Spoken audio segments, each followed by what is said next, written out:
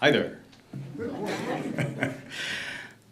Welcome to all of you to Central Unitarian Church. My name is John Freund. I walked through the doors of this congregation 19 summers ago with my family. We dedicated and raised 2 daughters here. I've performed many roles over the years on various committees until I settled into all things worship, music, assistance, planning, and delivered over a dozen services. I've stayed here because CUC is an inclusive community of all ages, embracing diversity of identity, expression, and, of course, spiritual belief.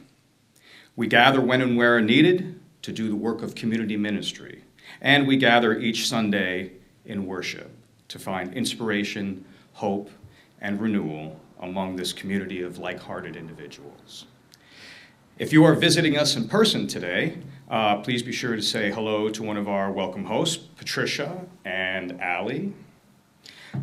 If you are visiting us online, please be sure to click the link provided in the chat and sign our guest book by providing us with your name and contact information. We invite you to stay after service for coffee, conversation, and connection in this same space. And as we prepare our service this morning, we ask those in person to please silence your electronic devices, and even at home, just to share this space with us. We have today our Reverend Dr. Mary Early-Zald. I'll say more about her in a moment. Matt Anderson is playing music for us today, and we have our tech Phil Sosinsky hiding in the back, making sure that we can be seen by everybody who's not here. There are several announcements. Climate Justice Revival, Sunday, September 29th, pardon me. We are joining Unitarian Universalists around the country in participating in a climate justice revival. In the midst of overlapping climate crises and mounting social injustice, we are in a time of great change and profound anxiety. Taking note from those who have gone before us, the UUA Climate Justice Revival is meant to be a time to come together and recommit to climate justice. Please note, as part of our participation in this association-wide event, we will be holding a combined service with Unitarian Society of Ridgewood to be held at the Ridgewood congregation, and this is at 10 a.m. on September 29th, so 2 weeks from now. It's that time again, almost, congregational meeting, our first one of the year, October 6th. We will be holding a congregational meeting. During this meeting, the design team, will be providing a detailed update on our building at 36 Bergen Street. In addition, voting members will be asked to approve a budget for building renovations. Additional materials will be sent out to all members later this month. Spiritual development programs available. Reverend Andre is offering a number of these programs this fall, including a monthly Soul Matters sharing circles to explore our monthly themes in depth in a small group setting, monthly current event forums to explore current events from a Unitarian Universalist perspective, and also discussion groups for this year's UUA Common Read titled Authentic Selves, celebrating trans and non-binary people and their families. Full details for these sessions and other programs can be found in our September bulletin, which was distributed this last Friday, I believe. Also, Northern New Jersey Sanctuary Coalition Annual Gala. There's a lot of words in there. The Northern New Jersey Sanctuary Coalition is holding its annual gala on Sunday, September 22nd from 4 to 7 p.m. Full details about the gala are included in this week's newsletter, including links to purchase tickets. The deadline to register is September 19th. This is motivated by the belief in human dignity, in the inherent worth of every person, and the need for social justice. The coalition offers compassion, support, and accompaniment to persons seeking asylum and advocacy for all immigrants. Please consider attending this gala as a way to support the mission. And coffee and flowers. With our new year beginning, we are once again asking for volunteers to be coffee hour hosts and to donate flowers for our Sunday services. Sign-up sheets can be found at the back of the room after service or in our weekly e-newsletter. These sign-ups were on pause during the summer, and we are in urgent need of coffee hosts and flowers for the months of September. So please sign up if you can. I think there are 2 more slots available because there's only 2 left. And now, let us more formally begin our gathering in an informal way. Please turn to a person near you and offer them a warm welcome.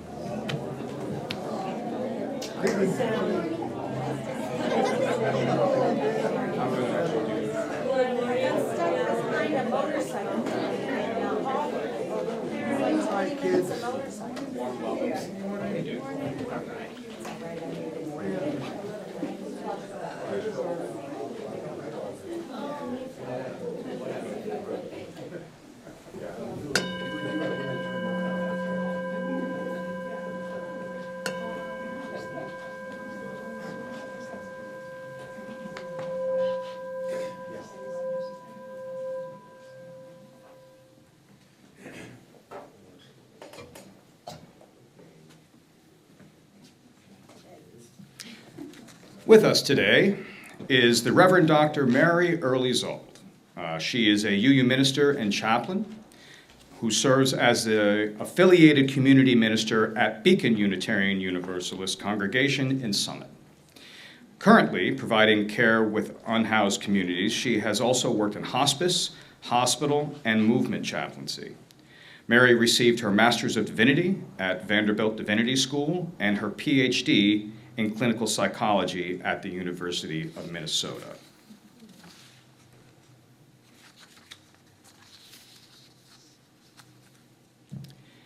And now we will light our chalice.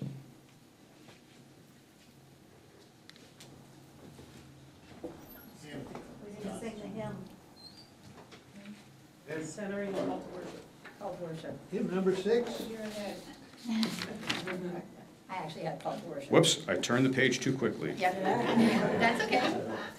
I love our friends out here. This is what I love about being a UU, by the way. My control freakness has significantly decreased as I've learned that I can rely on my community to back me up. Come in. Bring all who you are, smart and bumbling, humble and amazing. Come in. Feel the place here for you among seats and souls, through your eyes and other faces.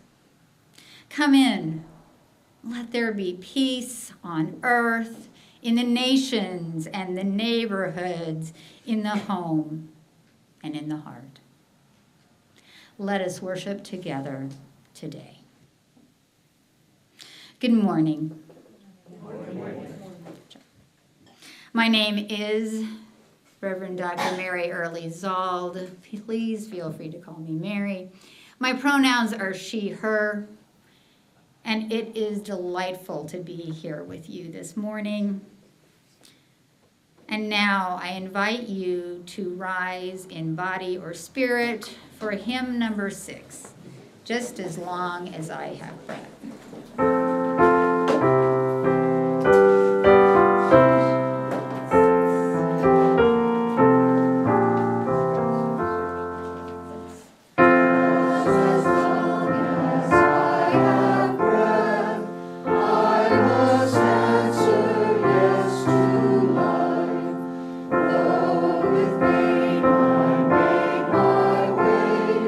Still with all my needing.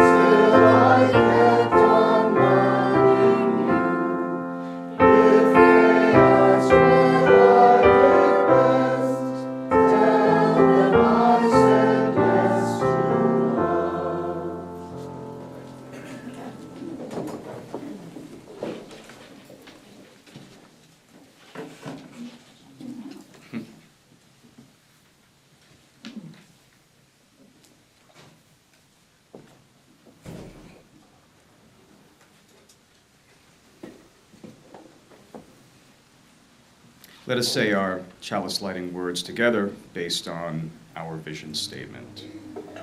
We light this chalice to remind us of our dreams, to nourish our heart, mind, and spirit, to work towards a better world for all, to embrace the whole of our human existence, to honor our past and our gifts of the present, to create a community where each of us may find healing, transformation, and hope.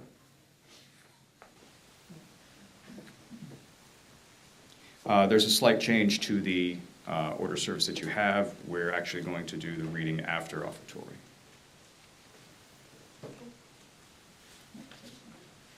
The meditation, I'm sorry. We are not alone. Our lives are built on shared commitments, giving and receiving together. Our congregation serves as a place where we intentionally practice this shared living. It's interdependence in a culture that overemphasizes independence. One of the ways we practice our interdependence is through our congregation's finances, which depend on the generous contributions of members and friends. And so we pause each week to recognize this particular form of sharing.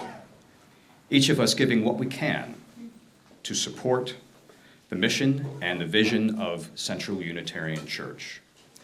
Your financial contribution helps each and every one of us grow, to serve, and most importantly, to live lives centered on love.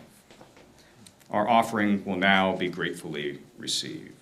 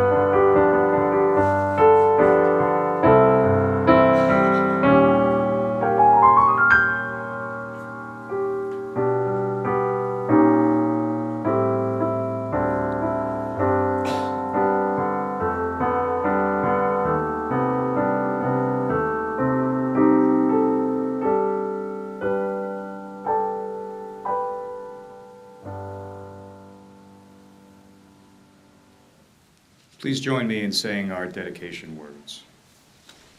We dedicate these gifts in service of our mission to welcome all into a home of spiritual diversity that challenges us to become our best selves, to minister to one another in love, and to serve the greater community.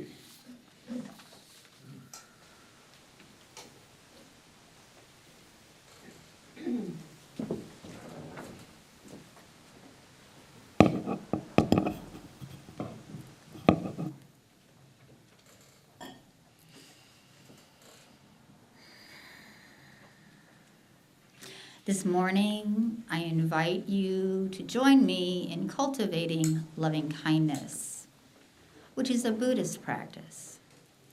We all have within us the natural capacity for loving kindness. Simply put, it's a wish that everyone be happy, at peace. First, I invite you to become comfortable in your seat, in your chair, in your cushion, to find yourself sitting in a relaxed but straight posture with your shoulders relaxed. Allow your hands to rest comfortably in your lap. And you can gently close your eyes or cast your eyes down in a spot in front of you, settling into awareness of the body and the breath, if the breath is a helpful focus for you. Feeling into our body right now, noticing what is here, what is present in this moment, open to whatever is to be experienced in the body, connecting to the breath, noticing the wave-like movements of the belly. And whenever we notice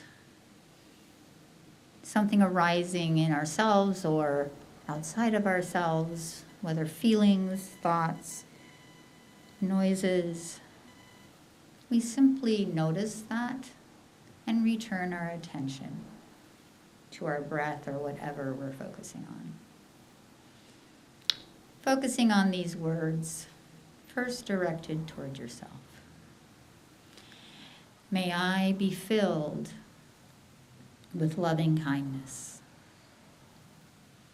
May I be well. May I feel connected and calm. May I accept myself just as I am. May I be peaceful and serene. May I know the natural joy of being alive.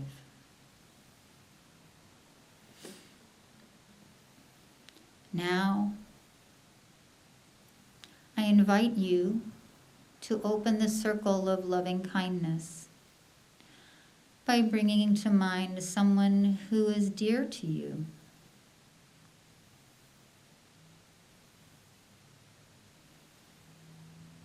May you be filled with loving kindness. May you be well. May you feel my love now. May you accept yourself just as you are. May you be peaceful and serene. May you know the natural joy of being alive.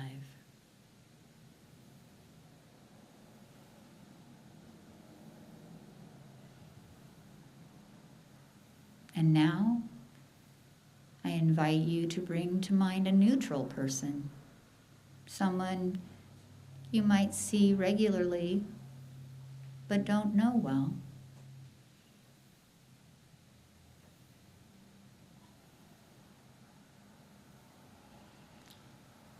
May you be filled with loving kindness. May you be well. May you feel my love now. May you accept yourself just as you are. May you be peaceful and serene. May you know the natural joy of being alive.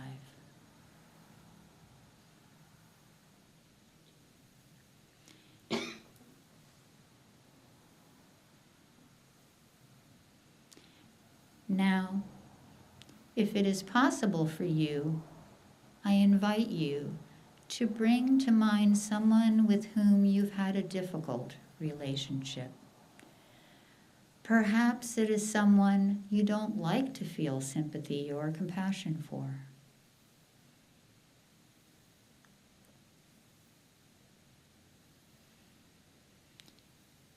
May you be filled with loving kindness. May you be well. May you feel my love now.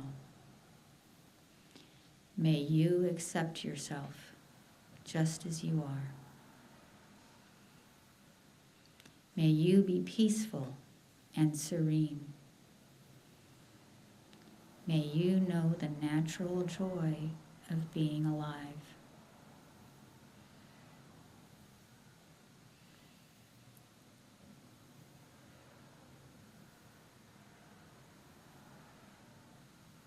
And now I invite you to open up and allow your awareness out in all directions, including all the people that you've extended loving kindness to, yourself, a dear one, a neutral person, and a person with whom you've had a difficult relationship, and to all beings, humans and animals living everywhere.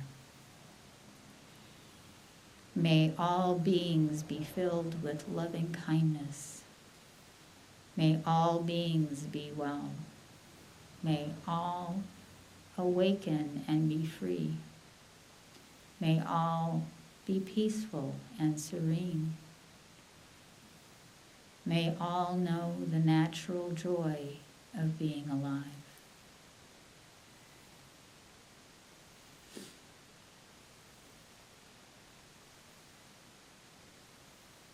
And now we bring this practice to a close by coming back to kindness to yourself and giving yourself just a few moments of feeling that warmth of loving kindness.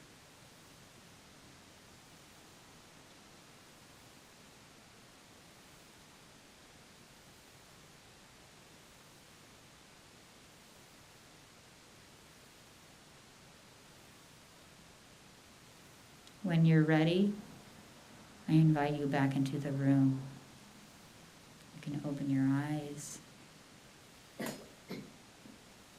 can keep your posture or return to whatever posture is best for you. Welcome back.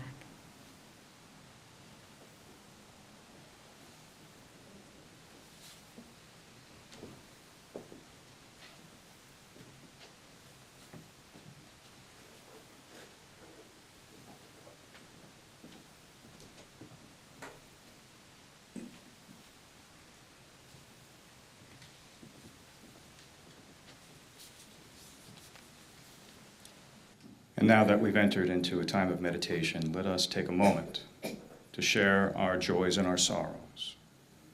We do this each week as a way of caring for one another. We invite you to share the joys and sorrows you hold in your heart today. If you are online, you may do so into the chat for this service below. Those of you here in person may have already lit a candle and submitted a joy or a sorrow, which I will read. We will also offer a moment for those here to share out loud the names of those you are holding in your heart today. So let us quiet ourselves in order to enter that holy space of listening, breathing. By breathing in a breath of life, and breathing out a breath of peace.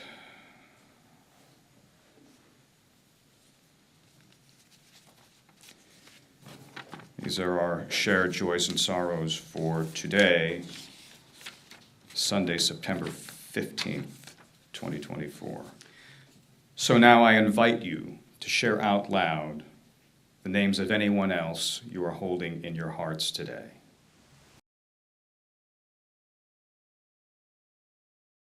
May we hold all these joys and these sorrows, both spoken and unspoken, in our hearts while we enter into a moment of silence.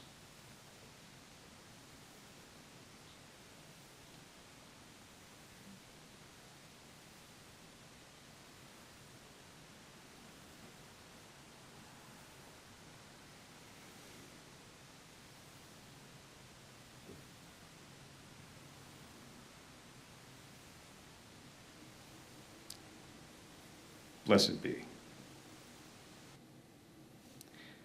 I invite you to remain seated while we sing our meditative hymn. It's the hymn of the month, number 100, I've Got Peace Like a River.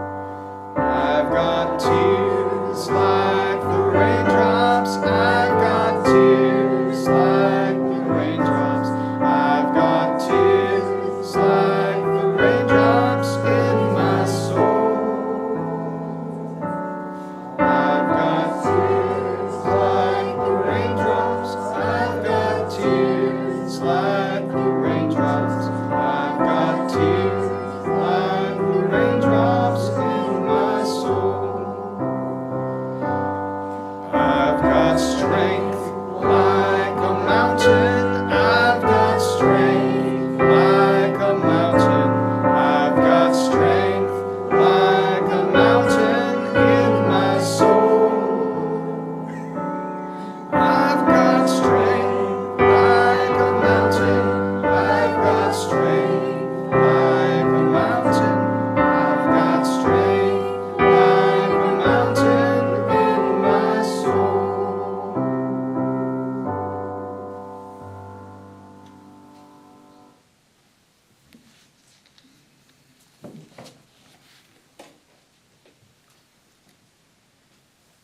Today's reading is called Seeing, Believing, Loving Assiduously, and it's from Fierce Love by Reverend Dr. Jackie Lewis. And I'll make one note, I've used that word assiduous in my time, but I decided to go and make sure I understood the context, and or I should say the connotation of that word. And it is showing great care and perseverance. An ethical and moral life is about letting go of indifference and learning how to see. It's about waking up to love ourselves, love our posse, love our world. When we love fiercely, we have the power to change our circumstances and build a more just society. Imagine this fierce love as our shared spiritual practice. Rather than creating rules and regulations that erect boundaries between tribes and clans, we might practice religion with its true meaning in mind, binding us one to another, enabling us to see our connection, that we are kin. Our practices could simply enable us to see our shared humanity, our inextricable connection. This is Ubuntu. As Desmond Tutu said, Ubuntu speaks particularly about the fact that you can't exist as a human being in isolation. It speaks about our interconnectedness. You can't be human all by yourself. Whatever affects one of us affects all of us. Injustice, poverty, bigotry. When one of us is wounded, all are hurt. On the other hand, surviving and thriving with resilience, hope, and joy are also to be shared in the village that is our globe. In the spirit of Ubuntu, I am called to interrogate my life. How will what I do freely impact your freedom? I can make an assiduous commitment to our shared humanity. Why? Because you are my people, and I am yours. All the people we see are our people. Our accomplishments and our failings are all tied together. The Republicans, the Democrats, the independents, those funding campaigns, those running for election, the ones in cages, and the ones living in gated communities. The activists on the street and the law enforcement folks, students and teachers facing each other on Zoom. We are all neighbors who might lose something and need it returned to us. We all have a mother or a grandfather or an uncle or a child who, laboring under a heavy load, might fall down. We need our neighborhood to take time to help them stand up.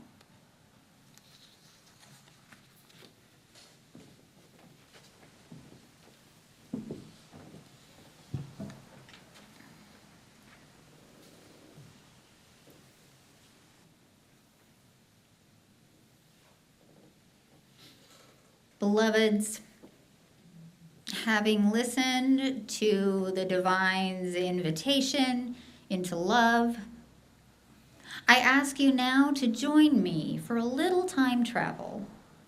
And I want to give you a little heads up. I am going to be talking about domestic terrorism and violence, so do what you need to take care of yourself as needed. We're going back to August 2017. In the days immediately following the Unite the Right rally in Charlottesville, Virginia. Does anybody not remember that time or that event? So it was Donald Trump's first year in office as the President of the United States. And controversy had erupted after local governments started removing Confederate monuments, including proposed removal of the Robert E. Lee statue in Charlottesville. Groups including the Ku Klux Klan, neo-Nazis, white nationalists, and far-right militias marched in protest. They carried torches, they carried flags, and anti-Semitic and anti-Islamic symbols, and they repeated racist and anti-Semitic chants like, "You will not replace us." And then one participant drove his car into a crowd, killing Heather Heyer and injuring 35 others. Myself, the images and the sounds and the actions I experienced watching that event through media sickened and infuriated me. My social media feed filled with almost every emotion I could imagine from my Facebook friends and other social media connections. And then statements from some friends continued to stoke my emotions. I have a high school friend named Chris. And Chris and I have little overlap in our political beliefs. I see smiles of recognition. He comes from a conservative Christian perspective, and of course, I am a Unitarian Universalist minister. So we have a lot of differences in opinion. Due to his ability to remain respectful and civil in conversation and discussions, we had remained friends and Facebook friends after 9 years together in social media.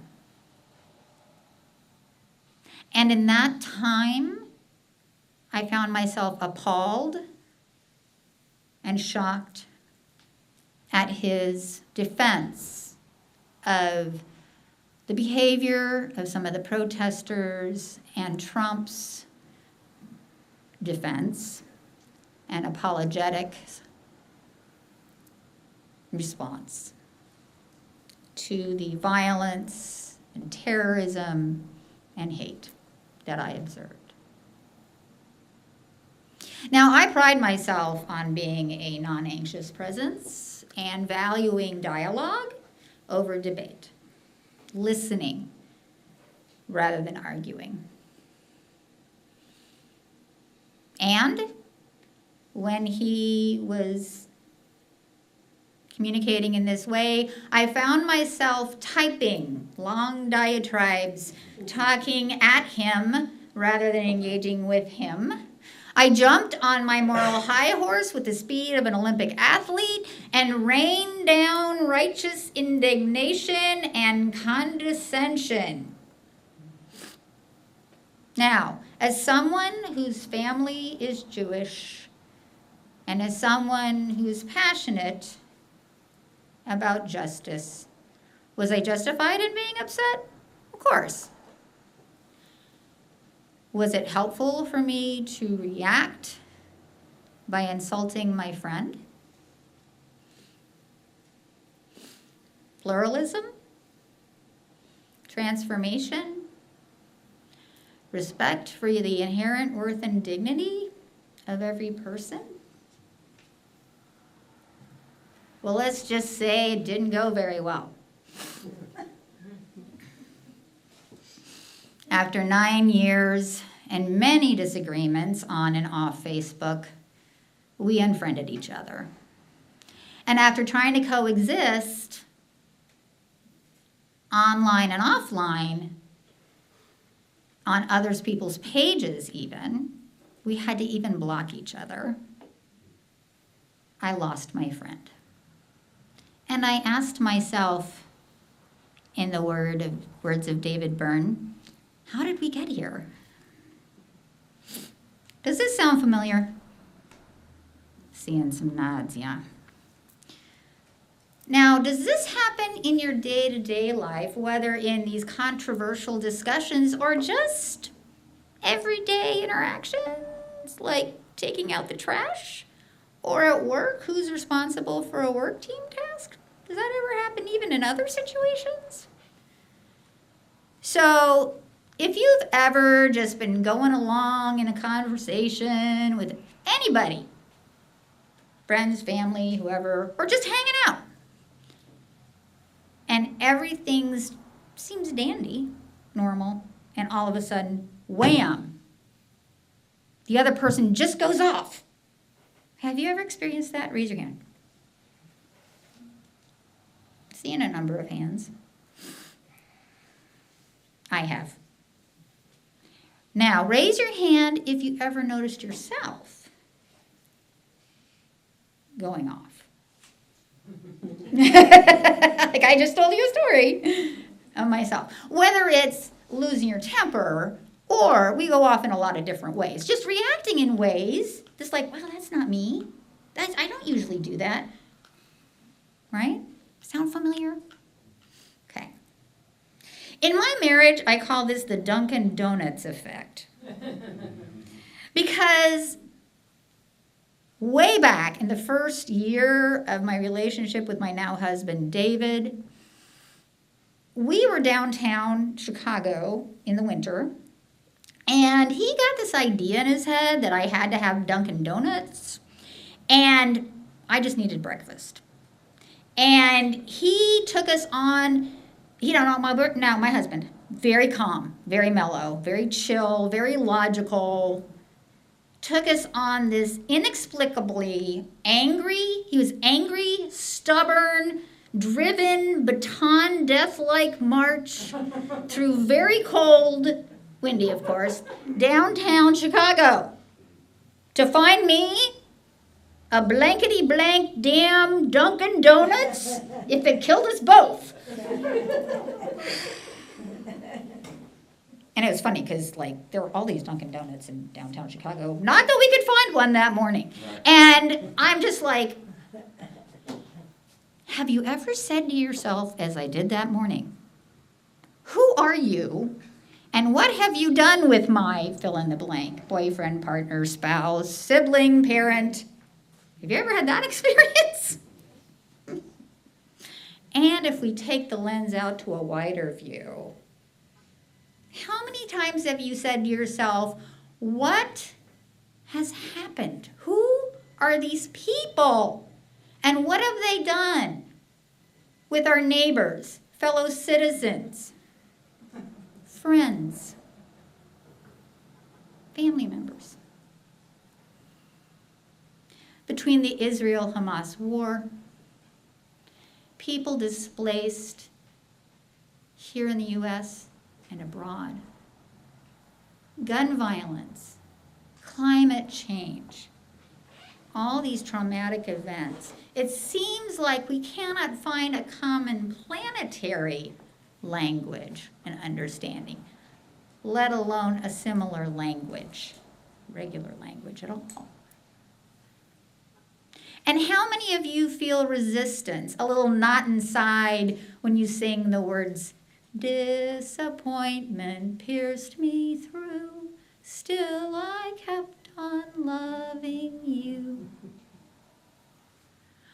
What emotions do you carry inside now that we have such difficulty feeling this loving kindness to some people and seeing other people across the escaping chasm? It's a real question I'm asking you. So in this time, when we can't even talk to people, when we can't, when we're in this divide, not just about the election, but trying to have conversations with people. And we can't even have conversations with people. What emotions come up for you? Disbelief. Frustration. Anger, anxiety. Disappointment. Fear. Thank you. Sorry? Worried. Thank you. Turmoil. Thank you. Thank you for sharing that. So true.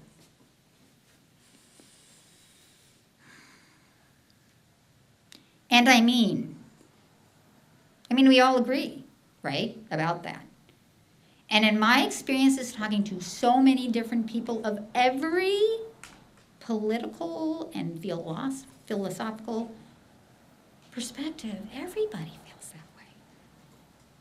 And on the other hand, we love our 7 principles and now our 6 shared values. But respect for the inherent worth and dignity of every person, really?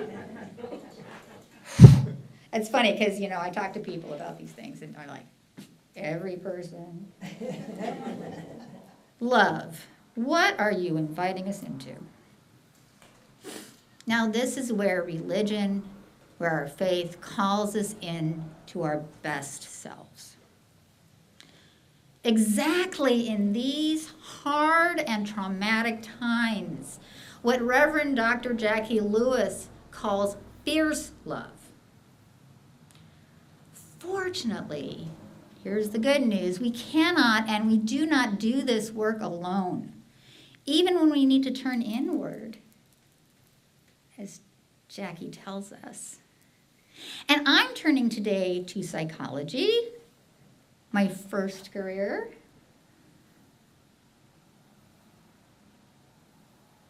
And in this case, it's the Imago approach, an approach a lot of people haven't heard of. But this is an approach that was developed for couples by Harville Hendricks. There's a book called Getting the Love You Want. But it applies to all relationships. And my husband and I discovered this method. We had been in couples therapy for a few years during our hardest time. And we were stuck. We were doing okay, but we were stuck, and we found this to be incredibly helpful. And I'll tell you a little bit about this approach. So this approach combines psychoanalytic theory, looking at the past, but combines it with brief methods that bring us into the present, which is why I like it. And it provides us tools to better understand ourselves and our relationships with others. To simplify the theory, as infants and young children, we form an image or imago based on, the imago is an image of our ideal caregiver, okay? Don't want to go too fast in this part. Okay. And this is based on our experiences, our early experiences with our early caregivers, which I like this better than Freud. So, parents, grandparents, other relatives, older siblings, other adults in the home who took care of us, whatever our family constellation was. And we take together the nurturing, harmful, and neutral qualities that were most salient to us, the most important qualities, and that forms the imago, okay? And this is like a template we carry around in our heads and our hearts, and the most someone overlaps with that template, the more we are subconsciously pulled toward them. And this can be an intimate partner, it can be a friend, it can be anybody. So you notice how you just click with people? That's what we're talking about. Okay? We also have negative reactions to people that we don't understand. Right? Same thing. Okay?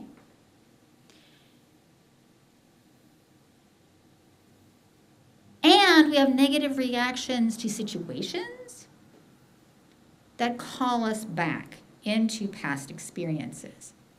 Now, I call this the present pushing our buttons. I find the analogy of buttons to be very helpful. We all have buttons. I'm going like this, but it's like, it's in our body, it's in our brain, okay. And the buttons are positive, they're negative, they bring up emotions. When an event, whether external or internal, occurs and pushes a button that activates that old story, that old event, that old situation, that old emotion, which is, by the way, based in our like infant and early childhood experience. So there's not a lot of logic going on. Not a lot of logic. Okay? And our feelings just come up. They just come up. Or in neuroscience terms, a lot of amygdala, not a lot of neocortex. Okay.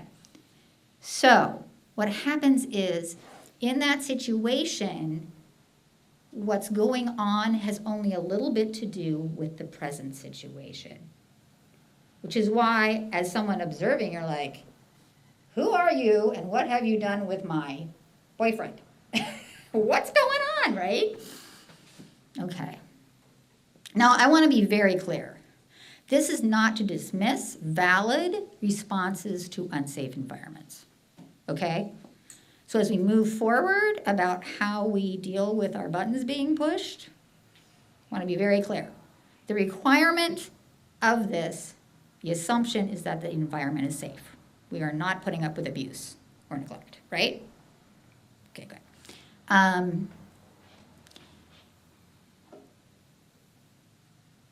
So to summarize, early experiences leads to a collection of good, bad, neutral traits of caregivers, leads to our imago. For some reason I imagine a circle, I don't know why, which we carry around, wherever that works for you. For example, I married a man who is very much like my father, but also a little bit like my mother, and a little bit like my older brother. Okay? Who may be watching this service, so yes, he knows. Now, there are very many ways that our early experiences impact our current behavior, and the good news is we can do something about this. That's what I like. It's just not all about insight, it's also we can do something in the present. So when we can't see our buttons, when they're hidden, like covered up, we don't understand. Why did I just react that way? Or when we don't understand that the other people have buttons, we're like, why did they do that? Well, they must be a jerk. These Trumpy people, right? How can someone validate, rationalize violence in Gaza? How can somebody ignore the pain of the Jews, right? Like, they must be terrible humans. But when we understand that we're all walking around with these buttons, and oftentimes these buttons are from trauma, which a lot of us are walking around with, okay? But when we find them, when we uncover them, we can either recognize when they're being activated, when they're being pushed, and sometimes we can even anticipate. We can go, oh, that's going to be a problem. And then we can respond differently. So, as a child, we go through and we have a pattern of experiences and we have roles in our families. And when we develop roles in our families, based on our own individuality and how we respond, we carry those into adulthood. So, I don't know if you've seen the movie Inside Out. Okay. For those of you who haven't, in Inside Out, it imagines that inside each of us there's this panel with all the different emotions, right? And there's a button for each emotion. And then in Inside Out 2, at puberty, there's a whole bunch more buttons, right? Well, if I were to edit it, I would add a whole panel for roles. And I have a confession to make. I have a really big hero button. Great big one says hero. Rule is you must protect other people and put on your cape and save the world. A lot of us ministers have that. So, and that's because that is the role, the major role I fulfilled in my family. And what happens is when this button gets pushed, I feel the strong and subconscious need to protect others, especially people with marginalized identities. White savior, not a really good look. I'm really glad that I'm aware of this. It's very important. Because I wouldn't be where I am today without that, and I really need to be careful about that hero button. For years, I didn't understand where this came from, although I was aware of it, only in the past year did I figure out who from my past I was trying to protect. So our younger brother, Robert, our little brother, followed me around. He was 2 years younger than me and did everything I did. I was like his idol, I guess. And I felt a strong need to protect him as a kid because he seemed vulnerable from infancy. Among other issues, quote unquote, he grew up in the 60s and 70s as a gay boy and then young man. So when I perceive that someone is attacking or oppressing a marginalized person or a group, button gets pushed. Hero button, activate. Activate hero mode. And I do not respond to that person, their motives, or any goal of dialogue, because I'm protecting my little brother. Because he had 2 surgeries before the age of 2.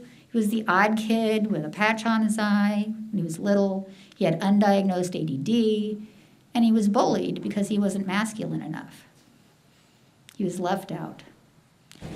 And really, he was a very strong person, and he died at age 30 of HIV. So when we take a breath and really see each other, when we recognize what our buttons are, when I know that I'm doing this and relax, we know that our entire human family is struggling. We're all doing our best to make our way. We all need someone to see us, see our struggle, listen to our concerns, give us grace when we don't say things the right way. And we need to give ourselves that sacred pause, the space to learn about ourselves, where and what our buttons are, to breathe and to wait. And the gentleness to grant ourselves forgiveness for messing up again and again, and to grant the same forgiveness to others. So remember my friend Chris, the conservative Christian, the person that I lost after Charlottesville? He reached out to me about 6 months after that. He sent me an email asking if we could continue our friendship and suggesting that we communicate in other ways. He knew that we couldn't do Facebook. And we knew that that conflict was toxic, obviously, and so we found our way back to each other. And we're friends today. And he's not the only one. I really, truly cherish my friendships with people who see things really differently from me. And my relatives who do too.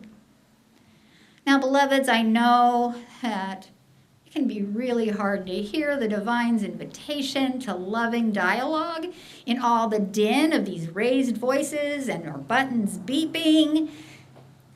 And I invite you back to your best selves. Back into the present where love is at the center. I believe in you. I believe in us. Amen, Ashe, and may we be so.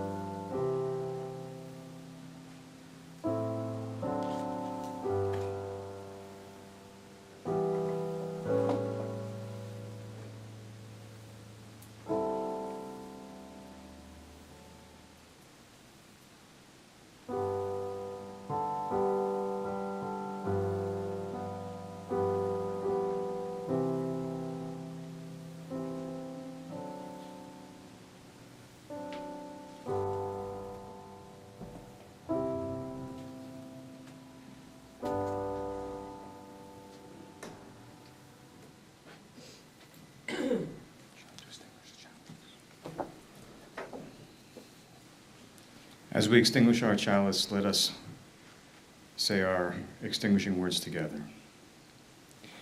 We extinguish this chalice flame, but not the promise to each other, to act with grace, to hold each other in love, to serve this community and our world. This promise of the heart serves as a reminder of how we live together. May it bring joy to our collective lives. Please rise in body and spirit to sing our closing hymn, number 151, I Wish I Knew How.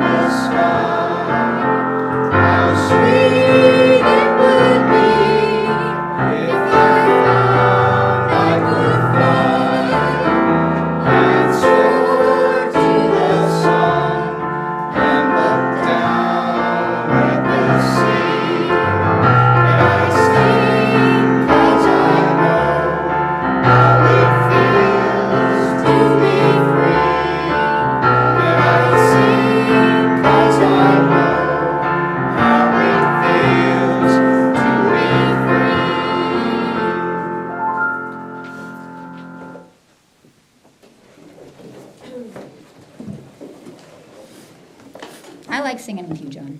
That's right.